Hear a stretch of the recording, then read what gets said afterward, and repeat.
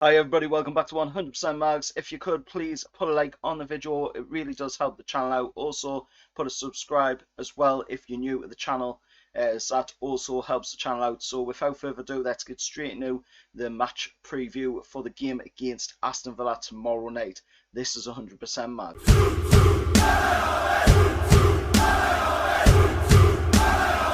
So we're going to this game tomorrow night, 8 o'clock kick-off at St James's Park against Aston Villa. And of course, this game is going to be another game that we must win. And it's going to be a similar picture for the rest of the season as well now, with Fulham only a point behind us in the relegation zone. And if we have a quick look at the Premier League table, which will be up on screen now, we've got, of course, Fulham in 18th with 26 points. Brighton in at 17th with 26 points, so Brighton's also into the relegation battle now as well. West Brom is still in that relegation zone there on 18 points. I think they're going to possibly be going down with Sheffield United at this rate, and it's going to end up being Newcastle, Brighton or Fulham that is going to be the third team to go down. But looking at it, you know, there is a little bit of positivity heading into this game tomorrow night in the fact that Jack Grealish won't be playing in the game, as Dean Smith has come out and said that due to his leg injury he is still unavailable for the game. But there's negativity as well on our side in the fact that Callum Wilson, Mikey Almiron and Maxi and Fabian Shaw are all going to remain sidelined as well. And asked on Thursday by the press, Steve Bruce said that none of them were anticipated to feature against Brighton on Saturday, but there was optimism that they could all feature in the game against Spurs, which is good news in a way, but it would be nice if they could have featured in that game against Brighton.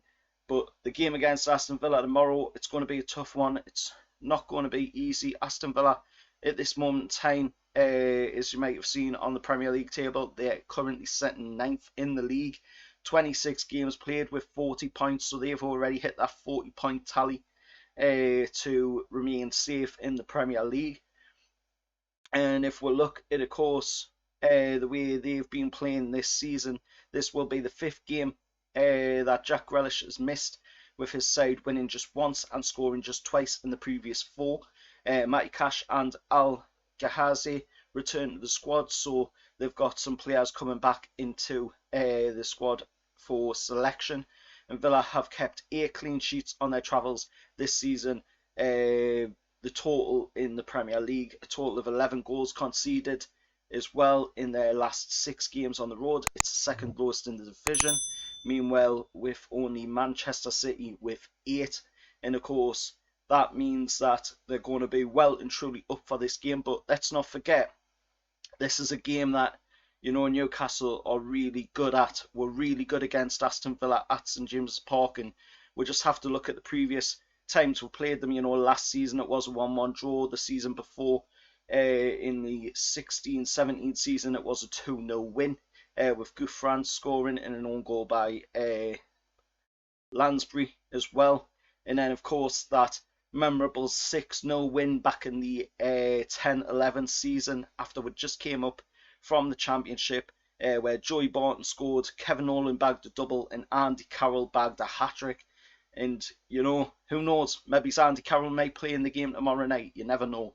But looking at the way we could set up, there's quite a few players in there, as long as we don't go with the lineup that we played against West Brom, because in my eyes that was a pretty poor lineup. You know, Jeff Hendrick playing in the squad, he's not done anything for this season bar that first game against West Ham, and since then, you know, he's been very, very lackluster, and there's much better options there. There was a very good set of players on the bench that got completely overlooked in that game against West Brom, and I was very disappointed to see that kind of lineup going in, you know, when we had such a great selection of players on the bench to be picking from. And that's what we'll get, you know, with Steve Bruce. He always has a bad selection of players, but hopefully the team selection will be better tomorrow night. Hopefully we'll have some pretty good goal scoring options and attacking threats as well in the side to pick from. But it's going to be a tough game. It's not going to be easy. And the referee going into the game as well is going to be Paul Tierney. It's his third posting this season for the Lancastrian Whistler, following the 0-0 home draw against Liverpool and a 3-1 defeat at Man United down at Old Trafford. Let us know your score predictions down in the comments below. Any Aston Villa fans that are watching as well, let us know your thoughts down in the comments below. And, you know, hopefully we can pick up the 3 points. We definitely need them. Like I say, you know, Fulham are only a point behind we, and they're sitting in 18th in the Premier League.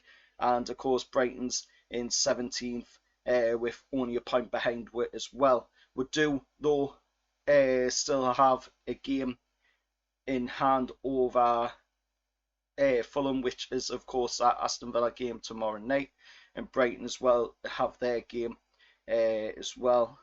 So we'll have to see what goes, but hopefully it's 3 points in the bag for Newcastle tomorrow night, and we'll move on to the game against Brighton.